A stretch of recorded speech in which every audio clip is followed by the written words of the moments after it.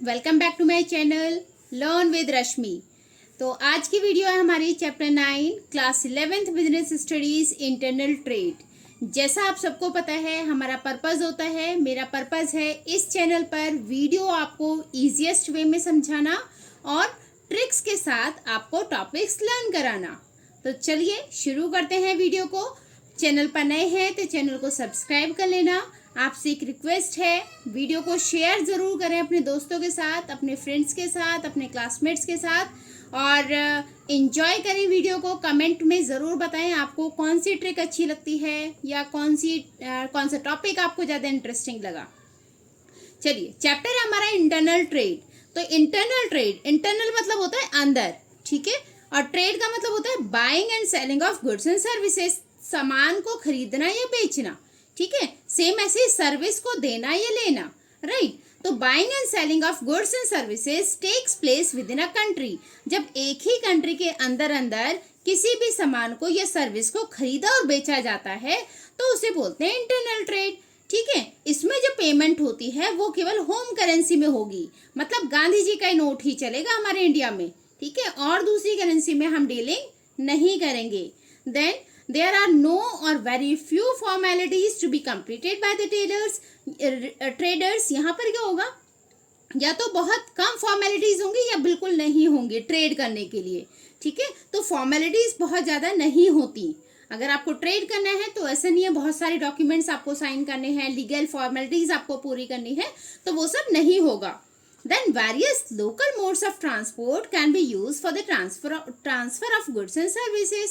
हम local transport का use कर सकते हैं ट्रांसफर के लिए, गुड्स को एक जगह से दूसरी जगह शिफ्ट करने के लिए मोस्टली लोकल ट्रांसपोर्ट का यूज किया जाता है, ठीक है। तो जहां पर ये सारे फीचर्स मिलेंगे वो ट्रेड होगा आपका इंटरनल ट्रेड। नेक्स्ट हम बात कर लेते हैं टाइप्स की, टाइप्स ऑफ इंटरनल ट्रेड। तो ये हम दो तरीके के ट्रेड यहाँ डिस्कस करेंगे, wholesale trade and retail trade. तो बात करते हैं होलसेल ट्रेड की। होलसेल ट्रेड क्या है? Wholesale trade means trade in which goods are sold in large quantities, ठीक है, जहां पर सामान को बहुत सारी क्वांटिटी में बेचा जाता है, बल्क में सामान बेचा जाता है। A wholesaler acts as a link between manufacturer and retailer.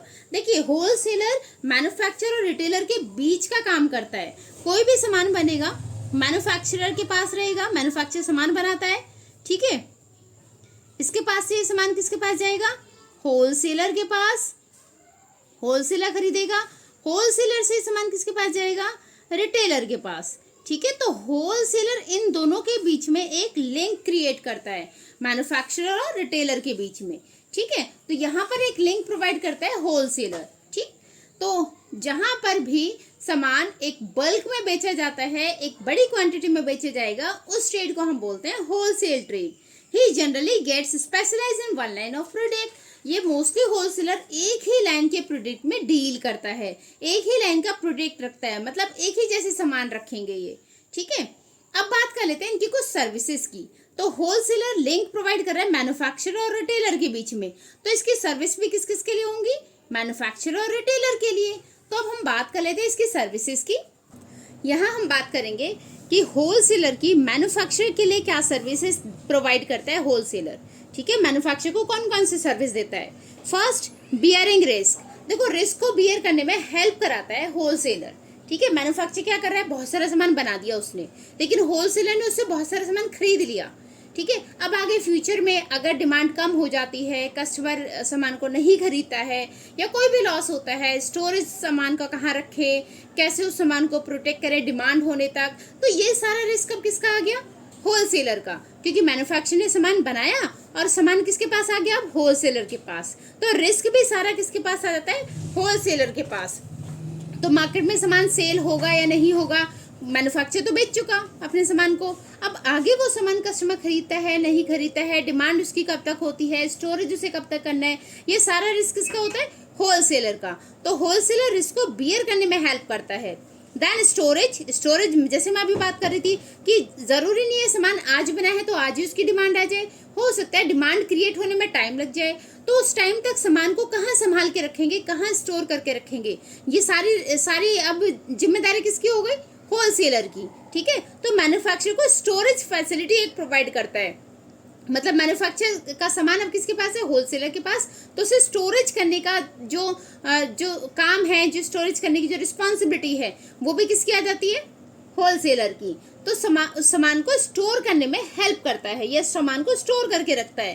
Then financial assistance, इसमें क्या होता है कि जो मैन्युफैक्चरर होते हैं ये होलसेलर से टाई अप रहते हैं, मतलब कि कौन सामान बना रहा है, किससे वो खरीद रहे हैं। मोस्टली ये इनके क्या होते हैं, ये फिक्स्ड होते हैं होलसेलर, कि भाई इस कंपनी से सामान बनेगा और इस कंपनी से हमें सामान खरीदना है, ठीक है। हर मैन्युफैक्चरर का होलसेलर फिक्स होते हैं। अब ये क्या होता है, जिससे सामान बनता रहता है उसका ये क्रेडिट फैसिलिटी भी दे देते हैं, मतलब एडवांस पेमेंट कर देते हैं कि भाई आप ये सामान बनाओ और जब सामान आपका बन जाएगा, जब हम उसे खरीदेंगे उस टाइम आप हमारी पेमेंट कर देना, ठीक है। तो फाइनेंशियल असिस्टेंट मतलब एक एडवांस पेमेंट भी मैन्युफैक्चरर को प्रोवाइड करते हैं सामान बनाने के लिए, राइट।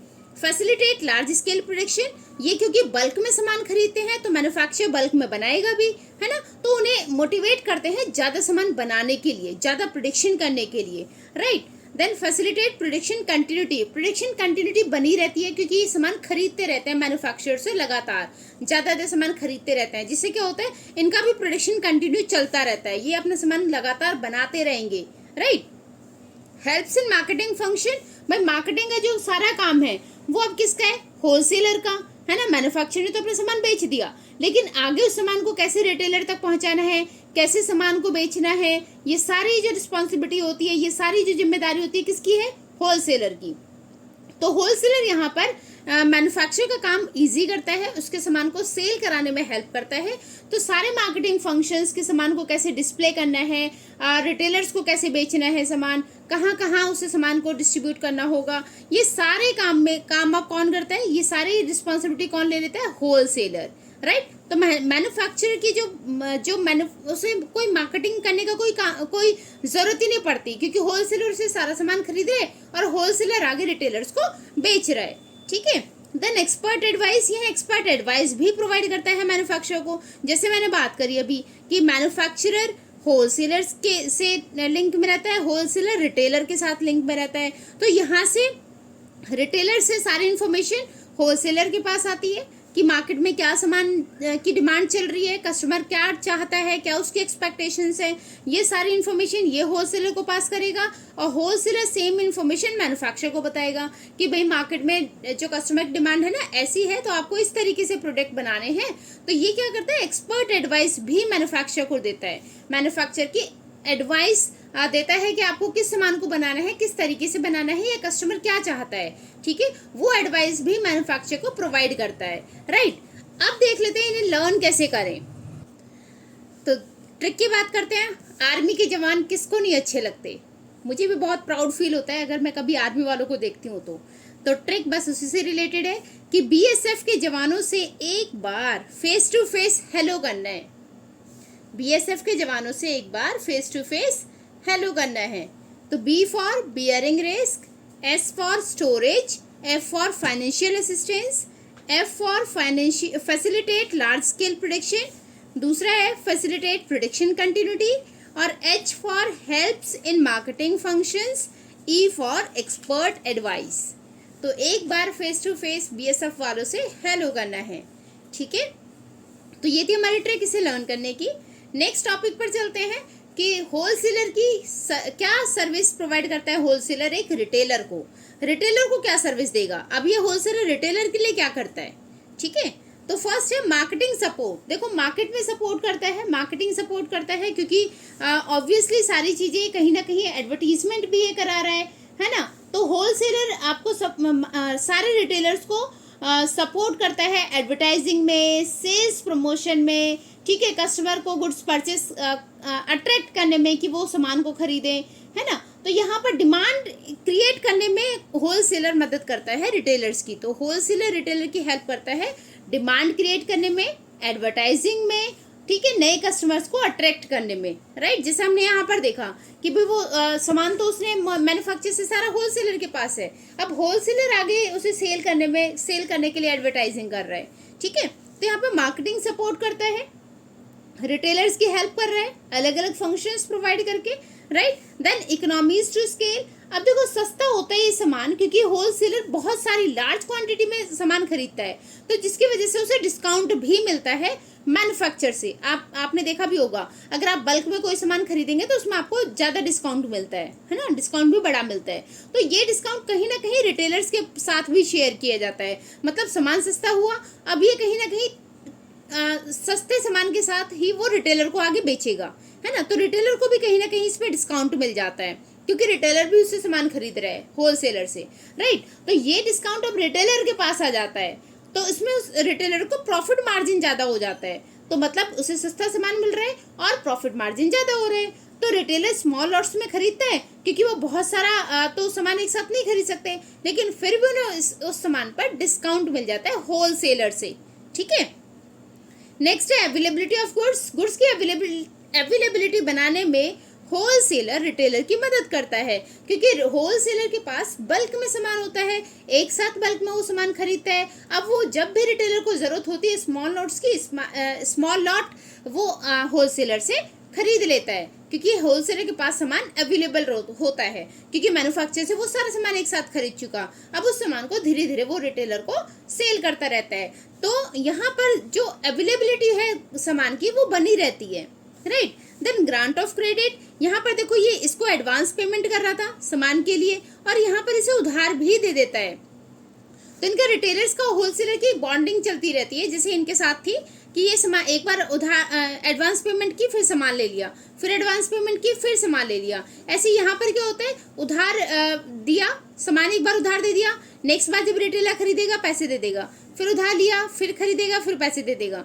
तो मतलब सपोज आज 23 है, 23 जुलाई, आज रिटेलर ने होलसेलर से सामान खरीदा उधार, ठीक है। नेक्स्ट आए 25 को फिर से सामान खरीदने के लिए, अब 25 को ये 23 का पैसा दे देगा और 25 को फिर उधार कर लेगा, फिर आए 27 को, तो 27 को 25 का पैसा देगा, 27 वाला उधार हो गया। तो ये इनका ये ऐसे एक साइकिल चलती रहती है।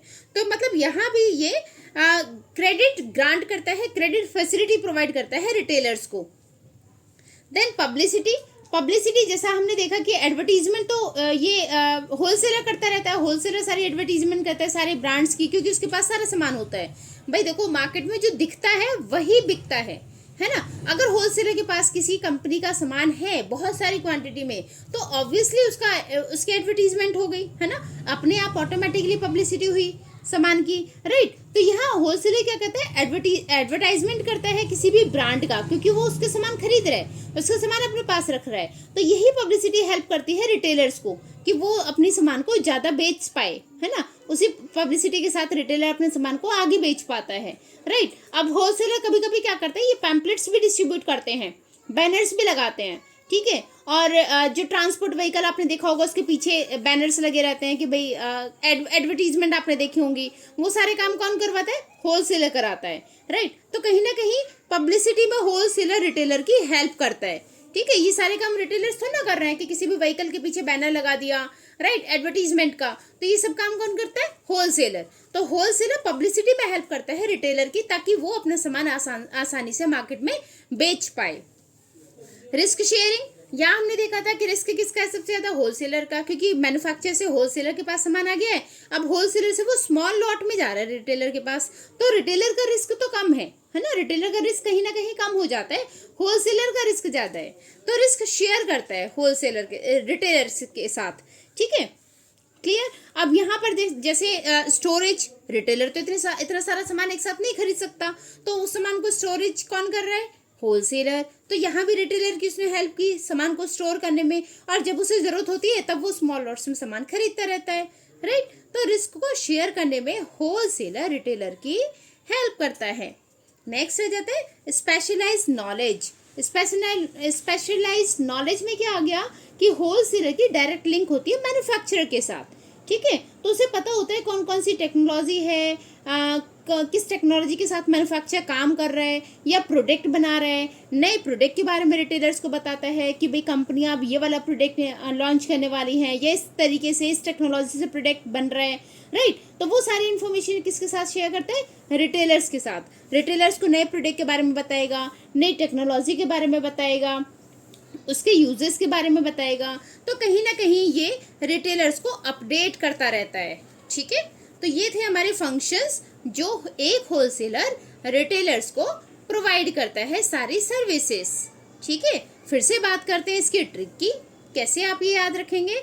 तो इसकी ट्रिक है मी एंड जीपीआरएस, मैं और जीपीआरएस। हम कहीं भी किसी भी रिटेलर के पास जा सकते हैं। अगर जीपीआरएस है मेरे पास तो हम किसी भी रिटेलर के पास जा सकते हैं। ठीक है, तो जीपीएस के साथ मैंने आर भी यहाँ जोड़ दिया है, तो आप जीपीआरएस याद रखना। ठीक है, जीपीएस के साथ जीपीआरएस, राइट। तो मैं और मेरा जीपीएस या फिर जीपीआरएस, आपको जीपीआरएस याद रखना है। मैं और मेरा जीपीआरएस हम किसी भी रिटेलर के पास पहुंच सकते हैं। ठीक है, तो रिटेलर आप याद रखेंगे तो आपको याद रहेगा कि सर्विसेज रिटेलर की थी। ठीक है, तो एम से marketing support, E for economies to scale, A for availability of goods, G for grant of credit, P for publicity, R for risk sharing, S for specialized knowledge, right. अब बात करते हैं हम retail trade. Retail trade refers to buying and selling in small lots. तो small lots में सामान खरीदता है रिटेलर। ठीक है, कम सामान खरीदेगा, किससे खरीदेगा? होलसेलर से, स्मॉल लॉट्स में। The retailer sell the goods to ultimate consumer, ये सीधे कस्टमर से लिंक में होता है, कस्टमर के साथ लिंक्ड होता है, तो ये अपना सामान सीधे कस्टमर को सेल करता है।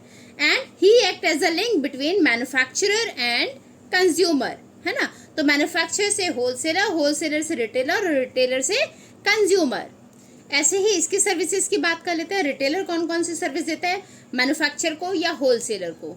ठीक है, इन्हें कौन सी सर्विस देगा, और क्योंकि ये कस्टमर के साथ भी जुड़ा हुआ है तो कस्टमर को कौन सी सर्विस देगा, है ना। तो रिटेलर जनरली मैन्युफैक्चरर या फिर होलसेलर के साथ लिंक में रहता है। फिर उसके बाद यहाँ पे रिटेलर आ गया और किसके साथ लिंक में रह गई है? कंज्यूमर के साथ। ठीक है, ये या तो सामान सीधे होलसेलर से खरीदता है या फिर मैन्युफैक्चरर से, और फिर किसको बेचेगा? कस्टमर को। तो सर्विस भी किसको देगा? या तो मैन्युफैक्चरर और होलसेलर को या फिर कस्टमर को। ठीक है, तो इसकी सर्विसेज के बारे में बात कर लेते हैं। पहली बात करते हैं सर्विसेज टू मैन्युफैक्चरर या फिर होलसेलर। होलसेलर या मैन्युफैक्चरर को कौन कौन सी सर्विस रिटेलर देता है? तो फर्स्ट है to helps in distribution of goods. हमने देखा कि भाई होलसेलर से सामान खरीदेगा, है ना, तो आगे उस सामान को ट्रांसफर करने का काम या फिर सामान को कस्टमर तक पहुंचाने का काम किसका होता है? रिटेलर का। जैसे आपको एसी खरीदना है, आप रिटेलर के पास गए तो आपके डोर स्टेप तक एसी लाने का काम किसका है? रिटेलर का। वो आपके घर तक पहुंचाएगा, एसी इंस्टॉल कराने की सर्विस देगा, राइट। तो ये क्या करता है? डिस्ट्रीब्यूशन ऑफ गुड्स में हेल्प करता है। तो यहाँ पर मैन्युफैक्चर के सामान को या होलसेलर के सामान को आपके घर तक पहुंचाने का काम कौन कर रहा है? रिटेलर। ठीक है, तो ये हेल्प करता है उनके सामान को डिस्ट्रीब्यूशन करने में, राइट। देन आ जाता है इनेबलिंग लार्ज स्केल प्रोडक्शन। अब क्योंकि ये होलसेलर से सामान खरीदते जा रहा है स्मॉल लॉट्स में, आगे कंज्यूमर को बेच रहा है, तो ये भी कहीं ना कहीं इन लोगों को मोटिवेट करता है लार्ज स्केल में प्रोडक्शन करने के लिए, कि ये लार्ज स्केल में प्रोडक्शन करें। ठीक है, तो अब फाइनली सेल की रिस्पॉन्सिबिलिटी किसकी है? रिटेलर की। वो कंज्यूमर तक सेल करेगा। तो यहाँ मैन्युफैक्चर फ्री हो गया सेल टेंशन से, उसे सेल की टेंशन नहीं है। अब वो अपना पूरा ध्यान कहाँ लगा सकता है? लार्ज स्केल प्रोडक्शन पर। तो enabling large scale production, manufacture आप अपने प्रोडक्शन पर ध्यान दे सकता है, राइट। नेक्स्ट है कलेक्टिंग मार्केट इन्फॉर्मेशन, क्योंकि ये डायरेक्टली कंज्यूमर के साथ लिंक में है, तो इसे कस्टमर के बारे में अच्छे से पता होता है कि कस्टमर की क्या डिमांड है, क्या टेस्ट है, क्या एक्सपेक्टेशंस है ना। इसको कस्टमर के बारे में ज़्यादा इन्फॉर्मेशन होती है, वो इन्फॉर्मेशन ये इन लोगों के साथ शेयर करता है। तो कलेक्टिंग मार्केट इन्फॉर्मेशन कि मार्केट में लोगों का क्या मानना है, आपके प्रोडक्ट से रिलेटेड क्या एक्सपेक्टेशन है लोगों की, या फिर लोग और क्या सोच रहे हैं, क्या नया उनके माइंड में चल रहा है, वो सारे इन्फॉर्मेशन ये कहाँ देता है? मैन्युफैक्चरर को और होलसेलर को। ठीक है, जिससे वो उसी एक्सपेक्टेशंस के अकॉर्डिंग अपना नया प्रोडक्ट बना सकते हैं, राइट। नेक्स्ट है personal selling. Retailer personal selling भी प्रोवाइड करता है ना, पर्सनल लेवल पर जाकर सेल कराने की भी फैसिलिटी प्रोवाइड करता है। यहाँ पर क्या है? मैन्युफैक्चरर को किसी के घर जाके सेल नहीं करना है, होलसेलर को किसी के घर जाके सेल नहीं करना है, ये काम कौन कर रहा है? रिटेलर, है ना। तो रिटेलर्स आपने देखा होगा होम डिलीवरी भी प्रोवाइड करते हैं। तो यहाँ पर क्या करते हैं? पर्सनल सेलिंग, मतलब अब मैन्युफैक्चर या होलसेलर की जो सेलिंग वाली प्रॉब्लम थी, उस प्रॉब्लम को किसने सॉल्व कर दिया? रिटेलर ने, क्योंकि अब आगे ये रिस्पॉन्सिबिलिटी किसके आगे? रिटेलर की। तो रिटेलर डायरेक्टली कंज्यूमर तक सेल करता है, फाइन। हेल्पफुल इन प्रमोशन, कहीं ना कहीं रिटेलर भी आप जैसे हम किसी दुकान पर जाते हैं कुछ खरीदने के लिए, तो कभी कभी ऐसा होता है वो दुकानदार भी ना हमें नई चीज़ों के बारे में बताता है कि मार्केट में ये चीज़ नहीं आई है, आप इसे ट्राई कर सकते हैं, ये प्रोडक्ट नया है, इसमें फीचर्स अच्छे हैं, आप इसको देख सकते हैं। तो ये कहाँ क्या काम कर रहा है, प्रमोशन में भी मैन्युफैक्चरर की और होलसेलर की हेल्प करता है। ठीक है, तो प्रोडक्ट को प्रमोट करने की भी जो ये सर्विस देता है वो रिटेलर देता है। ठीक है, कस्टमर को नए प्रोडक्ट के बारे में अवेयर कराता है, नई टेक्नोलॉजी के बारे में बताएगा, जिससे जो प्रोडक्ट है उसकी डिमांड बढ़ने की चांसेस हो जाते हैं, और कहीं ना कहीं ये हेल्प करता है मैन्युफैक्चरर को या फिर होलसेलर को। राइट, तो सर्विसेज ऑफ रिटेलर हमने देख ली। इसको लर्न कैसे करेंगे, अगेन आ जाते हैं ट्रिक पर। तो यहाँ की ट्रिक है सर्विसेज टू रिटेलर। रिटेलर क्या सर्विस दे रहा था, मैन्युफैक्चरर को या फिर होलसेलर को। ठीक है, होप एग्जाम में सेल फोन से हेल्प ले पाते हम, है ना। हम ये उम्मीद कर रहे हैं कि काश एग्जाम में सेल फोन अलाउड होते, तो होप एग्जाम्स में सेल फोन से हेल्प अलाउड होती, या हम एग्जाम में सेल फोन से हेल्प ले पाते। ठीक है, तो H for help in distribution of goods, E for enabling large scale production, C for collecting market information, P for personal selling, H for helpful in promotion. तो ये आपकी ट्रिक है, इससे आप लर्न कर सकते हैं कि मैन्युफैक्चरर या होलसेलर को कौन कौन सी सर्विस दी जाती है, किसके थ्रू, रिटेलर के थ्रू। ठीक है, तो यहाँ पर ये हमारी ट्रिक हो गई है। अब नेक्स्ट हम बात करते हैं services of retailer to consumer. Consumer को वो क्या क्या सर्विस देगा रिटेलर।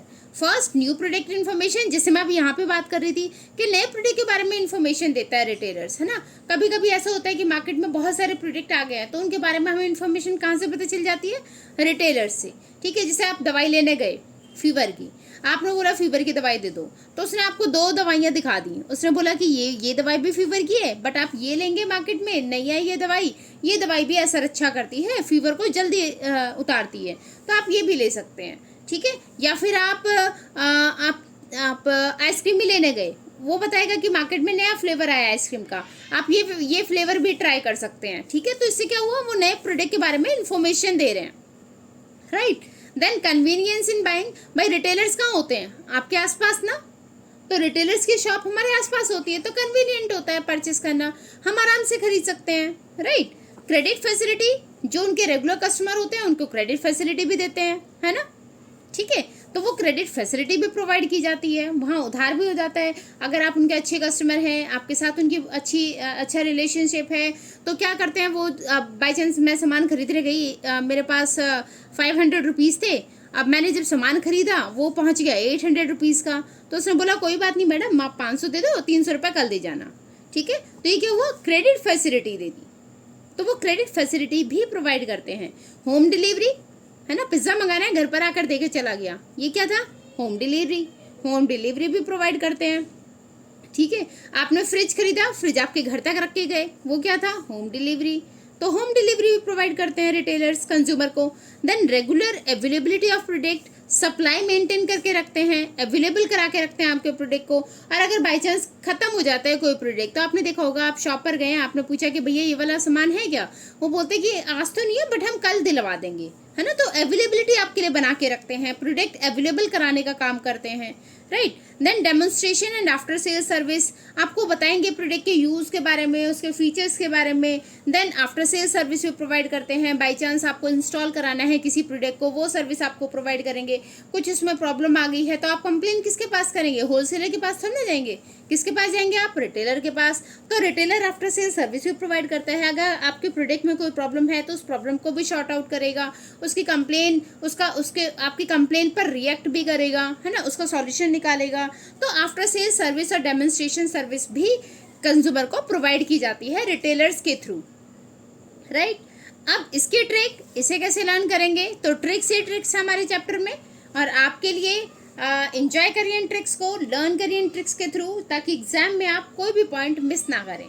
तो इसकी ट्रिक है कि एनसीसी वालों को एचआरडी मिनिस्ट्री में नौकरी बड़ी आराम से मिल रही है। ठीक है, हम देखते हैं ना नौकरियों के लिए बड़ी मारामारी होती है कि जॉब नहीं मिल पाती है ना। तो यहाँ हमारी ट्रिक है कि एनसीसी वालों को, अगर आपने एनसीसी किया है तो आपको एचआरडी मिनिस्ट्री में जॉब मिल जाएगी। ठीक है, तो आप कंज्यूमर, जो भी कंज्यूमर्स हैं वो एनसीसी करें, एचआरडी में जॉब मिल जाएगी, राइट। तो N, new product information, C for convenience in buying, C for credit facility, H for home delivery, R for regular availability of product, D for demonstration या after sale service. यहाँ से आप याद कर सकते हैं। ठीक है, आगे बात करते हैं क्लासिफिकेशन ऑफ रिटेलर्स। रिटेलर्स को क्लासिफाई करते हैं, कितने पार्ट्स हैं रिटेलर्स के। तो यहाँ रिटेलर्स के हम टाइप्स के बारे में पढ़ेंगे, इटिनेरेंट और फिक्स शॉप रिटेलर। इटिनेरेंट के अलग अलग पार्ट्स हैं जिनके बारे में हम बात कर लेते हैं, ऐसे ही फिक्स शॉप रिटेलर के अलग अलग होंगे, उनके बारे में हम डिस्कस करेंगे। फर्स्ट हमारा hawkers and peddlers. Hawkers and peddlers होते हैं जो आपने देखा होगा आपके आसपास, आपने देखा होगा लेडीज या जेंट्स अपने सर पे सामान लेकर जाते हैं, घूमते हैं, है ना, सामान सही कराने के लिए, या फिर साइकिल पर जाते हैं अपने सामान को बेचने के लिए, साइकिल पर कैरी करते हैं सामान को और फिर उसे बेचते हैं, तो उन्हें बोलते हैं हॉकर्स या पैडलर्स। ठीक है, जैसे आपने देखा होगा सिलाई मशीन ठीक कराने वाले, कुकर ठीक कराने वाले, ये लोग घूमते हैं ना, साइकिल पर अपना बक्सा रख लेंगे और उसमें उनके टूल्स वगैरह होते हैं जिनसे वो ठीक करते हैं सामान को, मशीनों को या फिर प्रेशर कुकर्स को। तो ये क्या है, हॉकर्स एंड पैडलर्स। ठीक है, या फिर आपने देखा होगा कि बर्तन एक्सचेंज करते हैं, पुराने बर्तन के बदले में नए बर्तन, है ना। या आपने देखा होगा कि एनिमल्स की, मतलब जानवरों की पीठ पर सामान लेकर वो बेचते हैं, जैसे गुड़, है ना, वो बुग्गे में बेचा जाता है गुड़, है ना। तो वैसे ही मतलब जो साइकिल्स पर, सर पर सामान लेकर जाते हैं, घूमते हैं एक जगह से दूसरी जगह अपने सामान को बेचने के लिए, उन्हें बोलते हैं हॉकर्स एंड पैडलर्स। ठीक है, इनके पास वैरायटी ऑफ गुड्स होती है, जनरली सस्ता सामान रखते हैं ये, जैसे फ्रूट्स हो गए, वेजिटेबल्स हो गए, चूड़ियाँ हो गई, टॉयज, खिलौने हो गए, है ना। और मोस्टली ये जो डील करते हैं ना वो नॉन ब्रांडेड आइटम्स होती हैं, लोकल आइटम्स होती है जिनमें ये डील करते हैं। ठीक है, वो हो गए हमारे हॉकर्स एंड पैडलर्स। समझ में आ गया, जो साइकिल पर अपना सामान रखेंगे या सर पर अपना टोकरी में सामान रखेंगे और उसे बेचेंगे एक जगह से दूसरी जगह जाकर। ठीक है, इनका कोई फिक्स प्राइस नहीं होता, प्राइस डिपेंड करता है बार्गेनिंग पावर पर। अब जितना कम ज़्यादा हो जाता है वो बार्गेनिंग हो जाती है इनके प्राइस पर। नेक्स्ट आता है हमारा periodic market trader. Periodic market trader जिनका डेज फिक्स होते हैं, कुछ डिफरेंट डेज पर अलग अलग जगह जाके मार्केट लगाते हैं। जैसे मंडे मार्केट में, जैसे मंडे को कहीं और जगह चले गए मंडे मार्केट लगाने, फिर सैटरडे मार्केट को सैटरडे पर आकर उन्होंने मार्केट लगा दी है, थर्सडे मार्केट कहीं और जाके लगा दी। ठीक है, ऐसे अलग अलग जगह पर जाकर अलग अलग दिनों में वो मार्केट्स लगाते हैं, तो उन्हें बोलते हैं पीरियोडिक मार्केट ट्रेडर। जैसे आपके भी उसमें होंगे, आपके एरिया में लगती होगी अगर market, Monday market, Tuesday market, Thursday market, Saturday market, ऐसे मार्केट्स लगती हैं। तो आपने देखा होगा जनरली वो उन्हीं दिन मिलेंगे वहाँ पर। बाकी दिन क्या करते हैं, वो बाकी दिन जहाँ अलग जगह पर जो मार्केट लगती है, जैसे मंडे मार्केट वो आपके एरिया में लगा रहे हैं, ट्यूसडे मार्केट कहीं और जाके लगाएंगे, थर्सडे मार्केट फिर से आपके एरिया में आ गए, फिर सैटरडे मार्केट कहीं और जाके लगाएंगे, राइट। तो उन्हें बोलते हैं पीरियोडिक मार्केट ट्रेडर, राइट। तो ये लोग भी क्या करते हैं, मोस्टली क्या होते हैं इनमें, सब्जी वाले लोग ज़्यादा होते हैं, है ना। सब्जी वाले हो गए, वीकली मार्केट्स का सामान ये लोग रखते हैं, है ना। जैसे इनकी भी लो क्वालिटी गुड्स ही होती हैं, और प्लास्टिक प्रोडक्ट्स हो गए, बर्तन हो गए, लेडीज़ बैग हो गए, शूज़ हो गए। मार्केट्स में आपने देखा होगा ना, ये सारे जो होते हैं सामान, लो क्वालिटी वाले सामान रखते हैं ज़्यादातर, और सस्ते होते हैं वो। ठीक है, और मोस्टली आपने देखा होगा कि फंक्शंस के आसपास ही अपनी दुकानें लगा लेते हैं। तो ये हो गया आपका पीरियोडिक मार्केट ट्रेडर्स। नेक्स्ट हो गया स्ट्रीट ट्रेडर्स। स्ट्रीट ट्रेडर्स मतलब जो स्ट्रीट के कॉर्नर्स पे सामान लगाएंगे, सामान अपना बेचते हैं, अपने सामान को डिस्प्ले करते हैं, अपने आर्टिकल्स को डिस्प्ले करते हैं। ठीक है, उन्हें बोलते हैं स्ट्रीट ट्रेडर। मोस्टली ये फुटपाथ पर, बस स्टैंड के पास आपको मिलेंगे, है ना। ये कोशिश करते हैं कि ऐसी जगह लगाएं जहाँ पर भीड़ भाड़ ज़्यादा हो, भीड़ भाड़ वाले एरिया में ज़्यादा लगाते हैं, जैसे बस स्टैंड हो गया, रेलवे स्टेशन हो गया, सिनेमा हॉल के बाहर हो गया, है ना, मंदिर हो गए, वहाँ पर जाकर ये अपनी दुकानें लगाते हैं। ठीक है, ये भी क्या करते हैं, मतलब इनके पास भी जो सामान होता है वो ऐसी होते हैं, जैसे टॉवल्स हो गए, हैंकी हो गए, डेली यूज़ के सामान हो गए, ऐसी चीज़ों में डील करते हैं। मतलब वही लो प्राइस प्रोडक्ट होते हैं इनके पास भी, कॉमन यूज़ वाले। ठीक है। ये बहुत थोड़े से ये ज़्यादा पॉपुलर होते हैं, लोग इन्हें आराम से ढूंढ लेते हैं क्योंकि उन्हें पता होता है कि बस स्टैंड के पास मिलेगा या फिर वहाँ पर रेलवे स्टेशन के पास मिलेगा या सिनेमा हॉल के पास मिलेंगे ये लोग, तो ये थोड़े से पॉपुलर ज़्यादा होते हैं, ठीक है। नेक्स्ट आते हैं हमारे चीप जैक्स। चीप जैक्स क्या होता है, जो हायर्ड शॉप्स में काम करते हैं या फिर जो किराए की शॉप, टेम्परेरी पीरियड के लिए किराए की शॉप लगाते हैं, फिर उसमें अपने सामान को डिस्प्ले करते हैं, ठीक है। तो ये छोटी छोटी शॉप्स को किराए पर लेते हैं अपने सामान को डिस्प्ले करने के लिए। ये शिफ्ट होते रहते हैं एक जगह से दूसरी जगह, डिपेंड करता है कि इनका बिजनेस वहाँ कैसा चल रहा है ना। तो एक जगह से दूसरी जगह शिफ्ट हो जाते हैं। ये भी लो प्राइस या हाउस होल्ड आर्टिकल्स में ही डील करते हैं। लो प्राइस का सामान होता है या फिर हाउस होल्ड सामान होगा इनके पास भी, है ना। ये एक लोकेलिटी में तब तक रहते हैं जब तक इनके डिमांड बनी रहती है इनके प्रोडक्ट की, अदरवाइज फिर ये अपनी लोकेलिटी चेंज कर लेते हैं। हाँ, फ्रीक्वेंटली चेंज नहीं करते, बहुत जल्दी जल्दी चेंज नहीं करेंगे, बट चेंज कर लेंगे।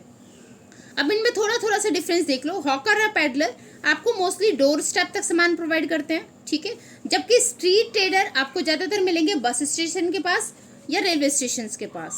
Periodic market trader particular days पर आपको मिलेंगे। चीप जैक्स कुछ दिन तक लगातार वहाँ रहते हैं, फिर उसके बाद अगर उनका बिजनेस वहाँ नहीं चलता तो जहाँ डेवलप्ड एरिया में, डेवलप्ड सिटी में वो चले जाते हैं, ठीक है। तो ये थे आपके hawkers and peddler, periodic market trader, street trader, cheap jacks. तो ये हमारे इटिनेरेंट रिटेलर। अब बात करेंगे फिक्स्ड शॉप रिटेलर की। तो फिक्स्ड शॉप रिटेलर को अगेन दो पार्ट में हम पढ़ेंगे, स्मॉल स्केल रिटेलर्स या लार्ज स्केल रिटेलर्स। तो सबसे पहले बात कर लेते हैं स्मॉल स्केल रिटेलर्स की। तो स्मॉल स्केल रिटेलर मतलब जो थोड़े से जिनका स्मॉल स्केल पर बिजनेस करेंगे, है ना। बहुत ज़्यादा इन्वेस्टमेंट इनके बिजनेस में नहीं लगा होगा, बहुत सारा पैसा ये लोग नहीं लगाते, रिसोर्सेज इनकी कम होंगी, तो उनकी हम बात करेंगे यहाँ पर स्मॉल स्केल रिटेलर्स में। तो इसमें कौन कौन सी चीज़ें हम पढ़ेंगे, general store, single line store, speciality store, street shops, second hand good shop, second shops. तो इन सब के बारे में हम डिस्कस करते हैं एक एक करके। जनरल स्टोर कौन से होती है, जो स्मॉल शॉप्स होती है, जनरली आपके रेजिडेंशियल एरियाज में मिल जाती हैं, है ना। इसमें आपने ग्रॉसरी देखा होगा, ग्रॉसरी मतलब हर टाइप के सामान इसमें मिल जाते हैं आपको। डेली यूज़ के जो सामान होंगे, हाउस होल्ड, वो सारी चीज़ें मिल जाती हैं, जैसे स्टेशनरी है, सॉफ्ट ड्रिंक्स हैं, आपकी ग्रॉसरी का आइटम है, वो सारी चीज़ें मिल जाती हैं। तो उसे बोलते हैं जनरल स्टोर, ठीक है। General store mostly posh areas में मिलते हैं, जहाँ पर ये कुछ पॉपुलर ब्रांड्स भी अपने पास रखते हैं जो कस्टमर्स की डिमांड होती है उससे रिलेटेड।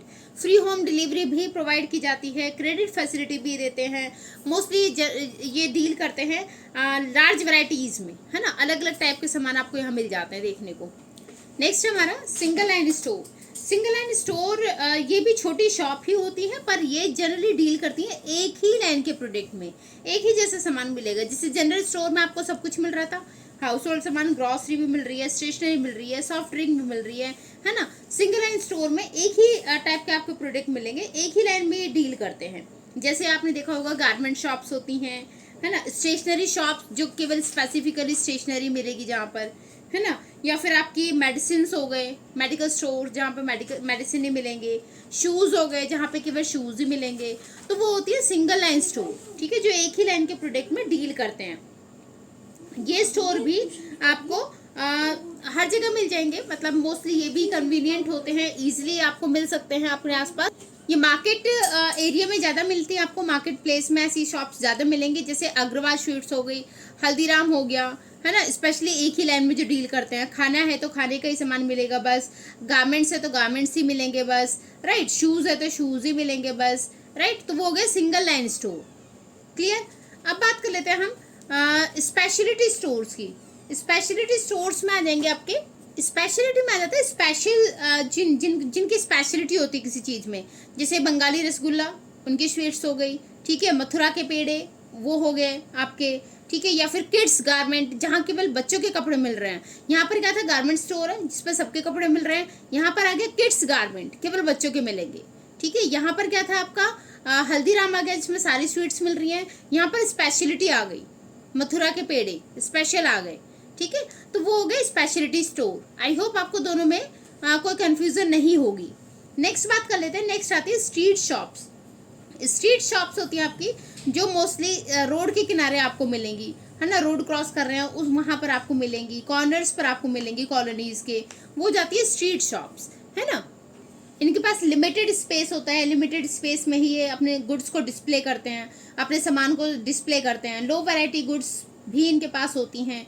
हॉजरी आइटम्स मोस्टली आपको मिलेंगे, टॉयज, मैगजीन्स, ये सब मिलेंगे, है ना। ये अपने जो सामान होता है उसको टेबल्स के थ्रू, टेबल पर रखकर, टेबल स्टैंड के थ्रू डिस्प्ले करते हैं, टेबल पर रखकर अपने सामान को दिखाते हैं, है ना। तो यहाँ पर क्या होता है, जो आपको गुड्स मिलते हैं वो मोस्टली कॉस्मेटिक, गारमेंट, घड़ियाँ, ये सारी चीज़ें आपको मिलती हैं, ठीक है। तो वो हो गया आपके स्ट्रीट शॉप्स। नेक्स्ट बात कर लेते हैं सेकेंड हैंड गुड शॉप। नाम से आपको पता चल रहा है जहाँ सेकेंड हैंड गुड्स मिलेंगी, मतलब यूज्ड सामान आपको मिलेगा, यूज्ड आर्टिकल्स आपको मिलेगा। जैसे बुक्स, दिल्ली में कितनी सारी सेकेंड हैंड बुक शॉप्स हैं, है ना। तो बुक्स का मिल गया, बर्तनों का मिल गया, फर्नीचर का हो गया, जैसे पुराने सामान जहाँ पर मिलते हैं आपको, ठीक है। तो वो हो गया आपका second hand good shop. Next है सेकेंड शॉप्स, ठीक। सेकेंड शॉप्स में आपका क्या, सेकेंड शॉप्स होती हैं जहाँ पर आपका कोई स्पेसिफिकेशन तो नहीं होगा, बट हाँ कुछ मतलब सेकेंड गुड्स सेकेंड हैंड तो नहीं होंगी, बट उनमें कुछ डिफेक्ट होगा उन प्रोडक्ट्स में।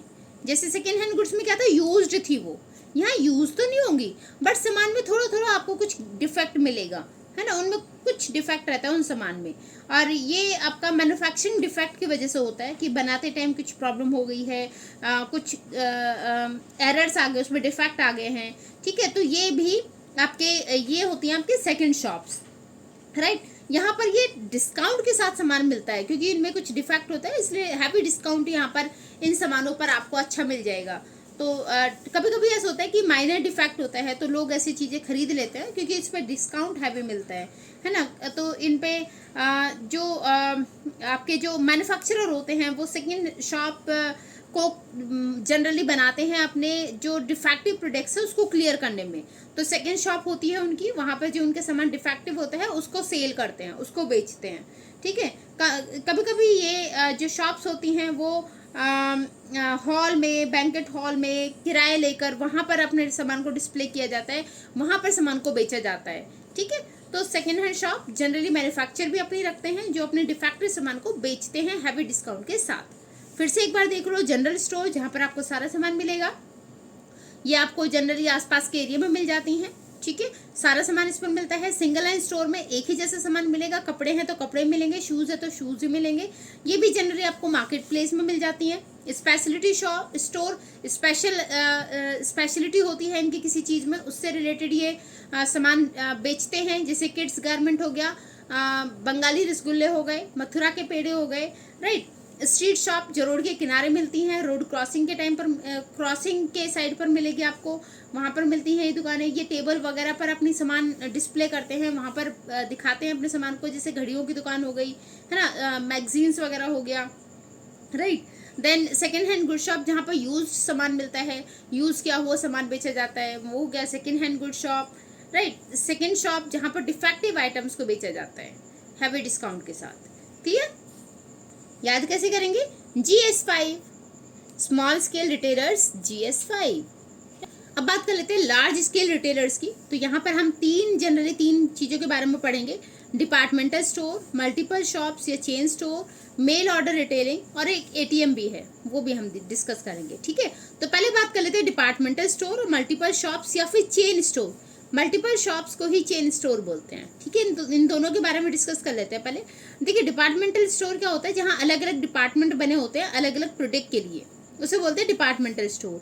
जनरली यहाँ पर एक ही छत के नीचे सारा सामान आपको मिल जाता है, पिन टू प्लेन, ठीक है। तो वो होते हैं, मतलब एक छोटी सी पिन आपको चाहिए, उससे लेकर अगर आपको प्लेन भी लेना है तो वो भी आपको मिल जाता है। वैसे ऐसे प्लेन मिलेगा नहीं, बट हमारे इंडिया में नहीं है, बट बाहर अगर आप देखेंगे बाहर की कंट्रीज में तो वहाँ जनरली सारी चीज़ें एक ही रूफ के अंदर, एक ही छत के नीचे मिल जाती हैं, उसे बोलते हैं डिपार्टमेंटल स्टोर, ठीक है। जबकि चेन स्टोर क्या होते हैं, ये एक ही प्रोडक्ट में डील करते हैं, एक ही लाइन के प्रोडक्ट में डील करते हैं, इन्हें एक ही ऑर्गेनाइजेशन के थ्रू ये कंट्रोल होते हैं, उसी के थ्रू ओन्ड होते हैं, ठीक है। वही डिसाइड, वहीं से सारे जो इनकी होम ऑफिस होता है, हेड ऑफिस होता है, वहीं से सारे डिसीजंस लिए जाते हैं और वही डिसीजंस बाकी सारे स्टोर्स में फॉरवर्ड किए जाते हैं, ठीक है। जबकि डिपार्टमेंटल स्टोर में जनरली ये कंपनी की तरह डील करते हैं, क्योंकि अलग अलग डिपार्टमेंट्स हो गए, ठीक है। अब बात कर लेते हैं इनका कि डिपार्टमेंटल स्टोर में जैसे मैं बोल रही थी पिन टू प्लेन, तो यहाँ पर वैरायटी ऑफ प्रोडक्ट्स होते हैं, बहुत सारे प्रोडक्ट्स आपको यहाँ देखने को मिलेंगे, ठीक है। आपको गारमेंट्स चाहिए, आपको बाल कटाने हैं, आपको खाना खाना है, आपको अपने बेडरूम के लिए कुछ सामान चाहिए, आपको अपने पार्क के लिए कुछ सामान चाहिए, सारी चीज़ें आपको यहाँ मिलती हैं। तो वाइड वैरायटी ऑफ प्रोडक्ट्स होते हैं, जबकि चेन स्टोर में केवल एक ही लाइन के प्रोडक्ट मिलेंगे, ठीक है।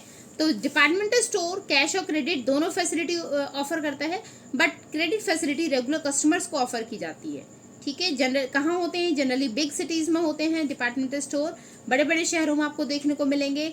रिस्क इनका ज़्यादा होता है क्योंकि कैपिटल इनकी ज़्यादा लगी होती है, तो रिस्क भी इनका ज़्यादा होता है। जैसे कोविड में आपने देखा होगा बहुत सारे जो मॉल्स वगैरह हैं वो सारे बंद हो गए थे, तो उनका क्योंकि यहाँ पैसा बहुत ज़्यादा लगा होता है, तो अगर इनका ये इस तरीके से कोई सिचुएशन आ जाती है तो रिस्क भी बहुत बड़ा होता है, ठीक है। ये हायर इनकम ग्रुप को ज़्यादा अट्रैक्ट करते हैं क्योंकि सामान यहाँ पर जनरली कॉस्टली आपको मिलेगा, ब्रांडेड मिलेगा, तो ये अट्रैक्ट करते हैं हायर इनकम ग्रुप को।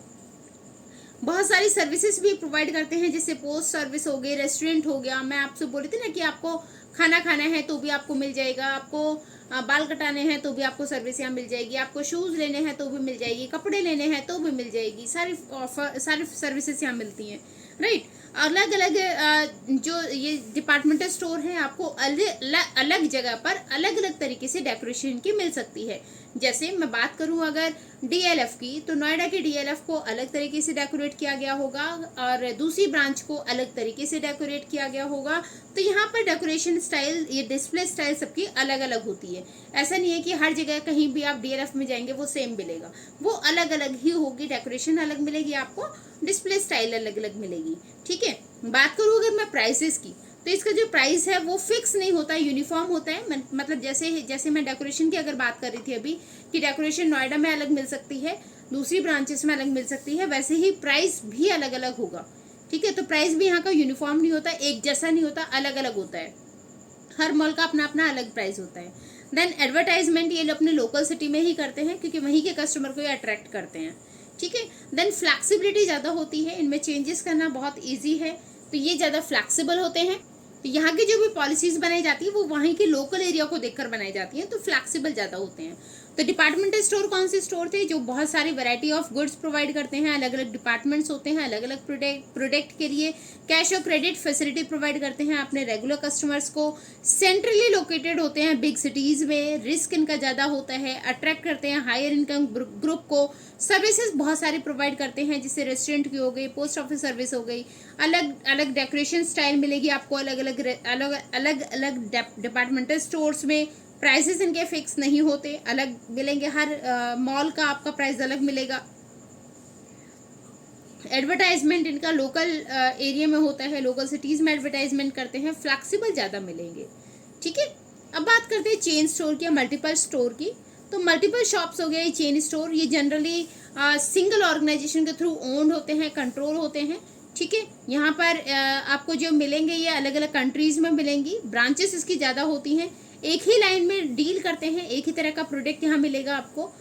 जैसे शूज़ हैं तो शूज़ ही मिलेंगे, स्वीट्स हैं तो स्वीट्स ही मिलेंगी, तो एक लाइन के प्रोडक्ट होते हैं। ये गुड्स को केवल कैश बेसिस पे बेचते हैं, उधार नहीं चलता, ठीक है। देन यहाँ पर आप ऐसे स्टोर आपको अलग अलग लोकेलिटीज़ में मिल जाएंगे, अलग अलग सोसाइटीज़ में मिल जाएंगे आपको ऐसे स्टोर्स, ऐसे चेन स्टोर्स। रिस्क इनका कम होता है, या हम बोलें कि रिस्क इनका शेयर हो जाता है एक स्टोर से दूसरे स्टोर पर। सपोज एक जगह एक स्टोर में सामान नहीं सेल कर पा रहे हैं तो वो सामान दूसरे स्टोर में जाके वो सेल कर देते हैं, दूसरी जगह पर जहाँ पर डिमांड ज़्यादा हो रही होगी वहाँ से वो सामान दूसरी जगह शिफ्ट हो जाएगा, उधर जाके वो सेल कर देंगे।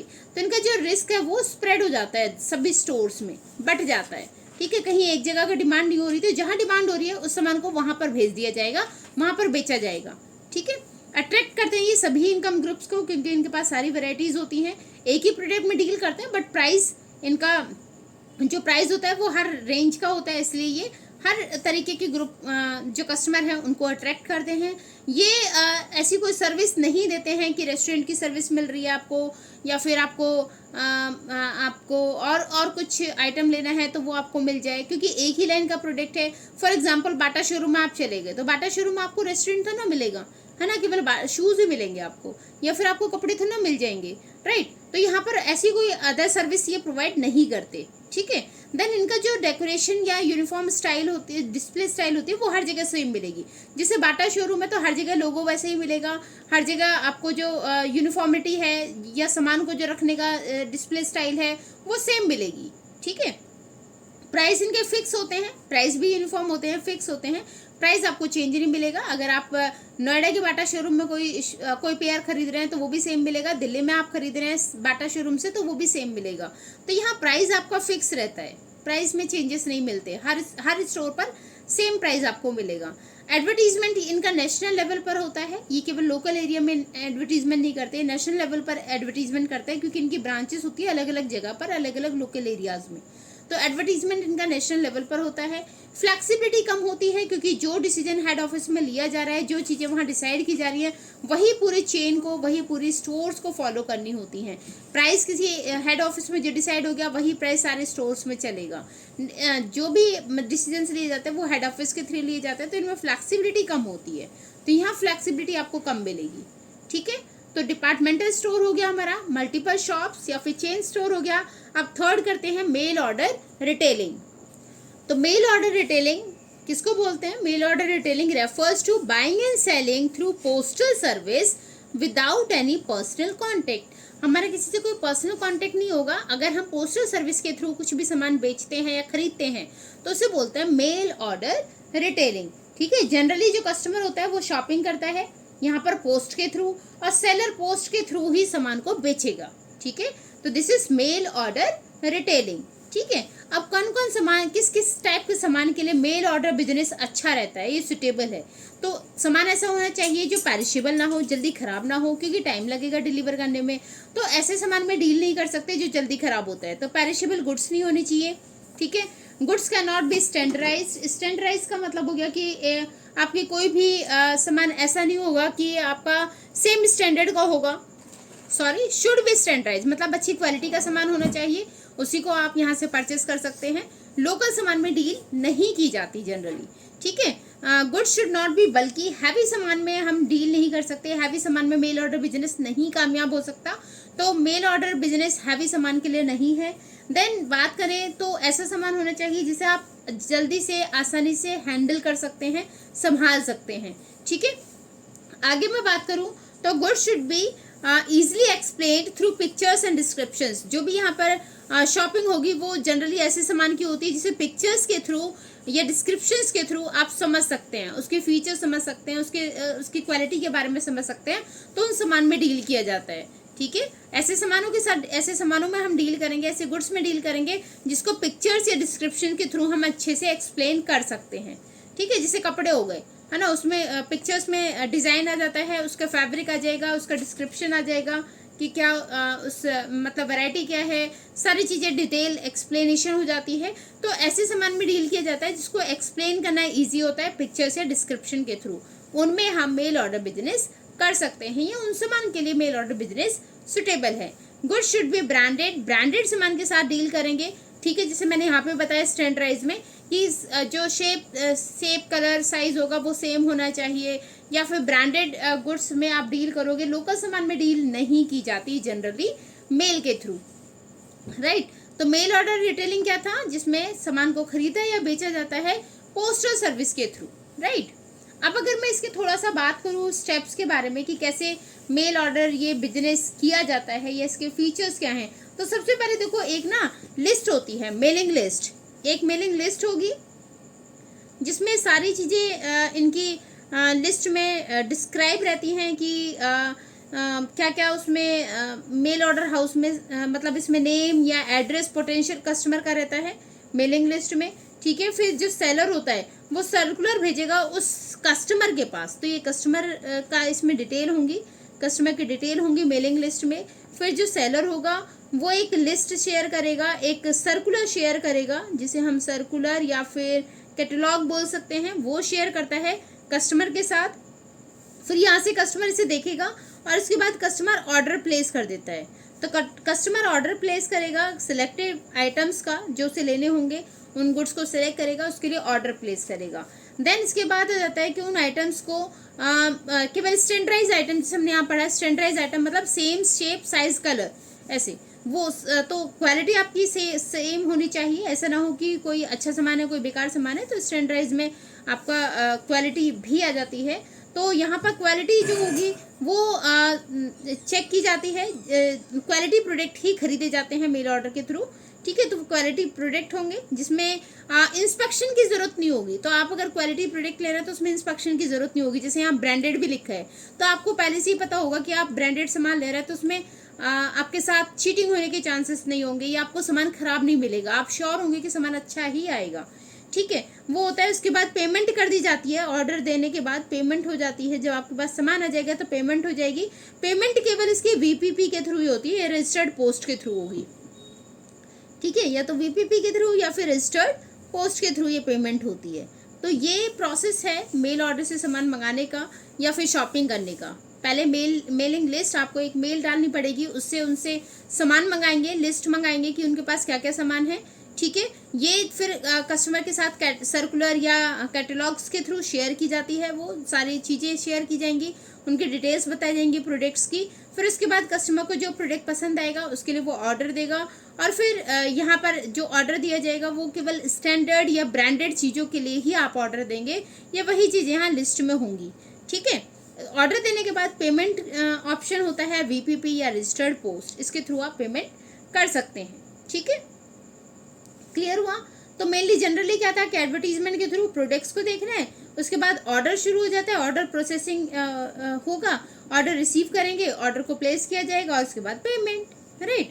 तो ये थे इसका ट्रेडिंग प्रोसीजर कि मेल ऑर्डर बिजनेस में किस तरीके से ट्रेड किया जाता है, ठीक है। तो ये था हमारा मेल ऑर्डर रिटेलिंग। अब बात करते हैं एटीएम, ऑटोमेटिक वेंडिंग मशीन। तो इसके बारे में तो आप सभी लोग जानते हैं, बहुत ज़्यादा बताने की ज़रूरत नहीं है, आप सभी लोगों को पता है, सभी लोग यूज़ कर चुके होंगे। तो ऑटोमेटिक वेंडिंग मशीन जनरली ऐसी मशीनें होती हैं जो कॉइन या टोकन के थ्रू ऑपरेट की जाती हैं।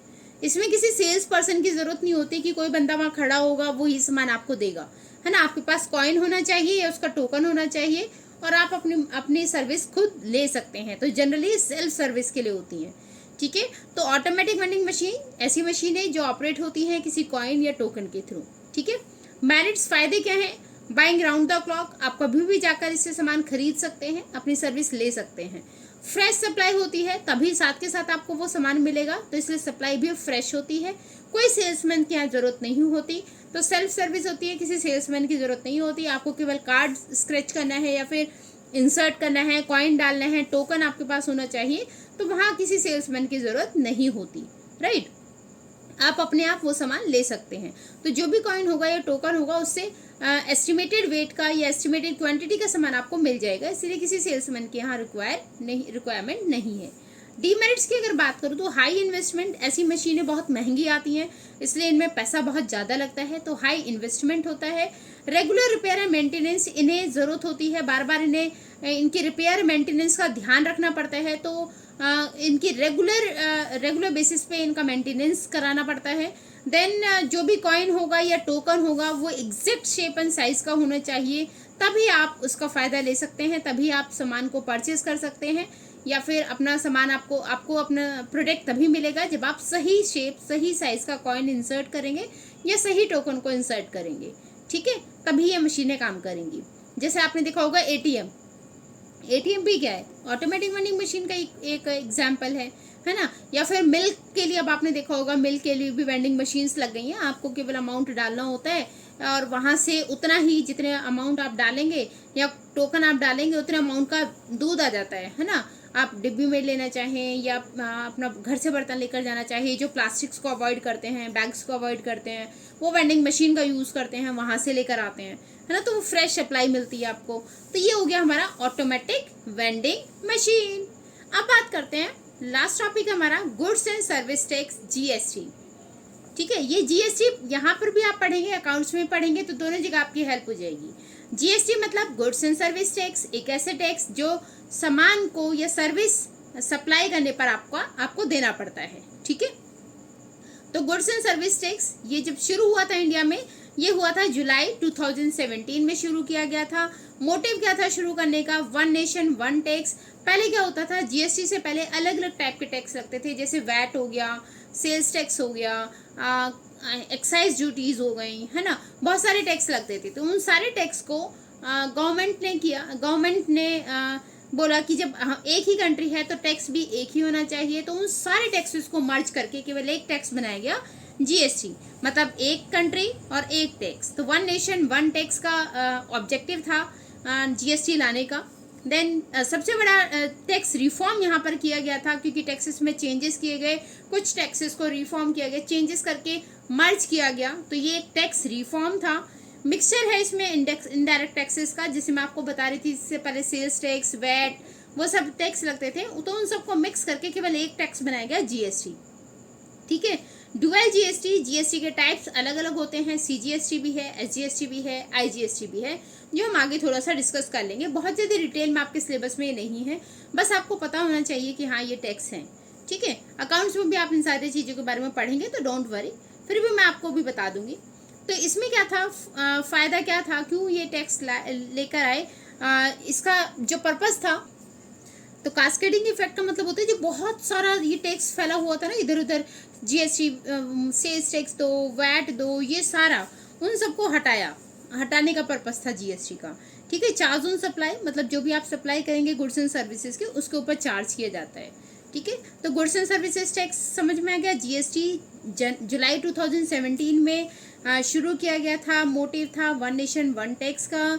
सबसे बड़ा टैक्स रिफॉर्म हुआ था हमारी कंट्री में, टैक्स में कुछ चेंजेस किए गए थे, मिक्स किया गया था इनडायरेक्ट टैक्सेस को, जिसमें जीएसटी को डबल जीएसटी लगाया गया, सीजीएसटी, एसजीएसटी, आईजीएसटी। तो अभी मैं उनके बारे में थोड़ा थोड़ा आपको बता दूंगी क्या और क्या मोटिव था कि जो अलग अलग टैक्स लगे हुए हैं उन सबको हटाकर केवल एक ही टैक्स लगाया जाए, GST. Supply, goods and services की सप्लाई पर ये टैक्स लगाया जाता है। ठीक है। थोड़ा सा और पढ़ लेते हैं इसके फीचर्स के बारे में। Features of GST, applicable in whole country, पूरी कंट्री में एप्लीकेबल है जीएसटी। पहले अलग अलग स्टेट का अलग अलग टैक्स होता था, लेकिन अब सेम टैक्स है पूरी कंट्री में, तो पूरी कंट्री में एप्लीकेबल है। Then applicable on supply of goods and services, जो भी आप सप्लाई करेंगे गुड्स एंड सर्विसेज की, उस पर ये लगाया जाता है, उस पर टैक्स लगता है जीएसटी।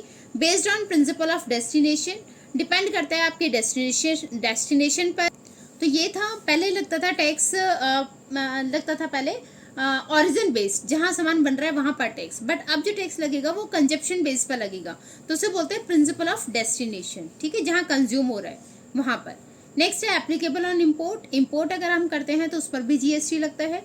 देन 4 टैक्स स्लैब्स हैं हमारे जीएसटी के, 5% है, 12% है, 18% है, 28% है, जो डिपेंड करता है नेचर ऑफ प्रोडक्ट पर, कैसा प्रोडक्ट है उसके हिसाब से वो टैक्स स्लैब्स बनाए गए हैं।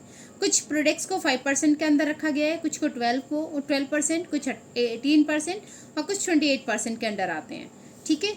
एक्सपोर्ट पर कोई टैक्स नहीं है, no tax on export, export पर कोई जीएसटी नहीं लगेगा। टाइप्स की मैं बात करूँ तो 3 टाइप के जीएसटी हैं, सीजीएसटी, एसजीएसटी, आईजीएसटी। सीजीएसटी हो गया central goods and service tax, SGST state goods and service tax, IGST integrated goods and service tax. ठीक है। बहुत ज़्यादा डिटेल हमें यहाँ नहीं पढ़नी है इसकी। तो अब बात कर लेते हैं चेयरपर्सन। इसका जो चेयरपर्सन है वो फाइनेंस मिनिस्टर होते हैं। वाइस चेयरपर्सन की अगर मैं बात करूँ तो vice chairperson minister of state government, ये सारे मिनिस्टर स्टेट गवर्नमेंट के मिनिस्टर्स मिलकर चूज करते हैं, बनाते हैं। मेंबर्स इसके सारे मिनिस्टर्स होते हैं, फाइनेंस के या टैक्सेशन के मिनिस्टर्स होते हैं इसके सारे मेंबर्स। इसमें जो डिसीजंस किसी भी बेसिस पे, किसी भी कोई भी जो डिसीजंस लिया जाता है वो 75 मेजॉरिटी के साथ लिया जाएगा। 75% मेजॉरिटी है तो उस डिसीजंस को माना जाएगा, उन डिसीजंस को लिया जाएगा। ठीक है। तो ये था हमारा जीएसटी और इसके फीचर्स। तो आई होप आपको टॉपिक अच्छा लगा होगा, चैप्टर अच्छे से समझ में आया होगा। चैप्टर अगर अच्छा लगा हो तो लाइक करें, शेयर करें और चैनल पर नए हैं तो सब्सक्राइब करें। Thanks for watching. मिलेंगे नेक्स्ट वीडियो में नेक्स्ट टॉपिक के साथ। तब तक अपना ध्यान रखिए, अपने फैमिली का ध्यान रखिए। Bye bye.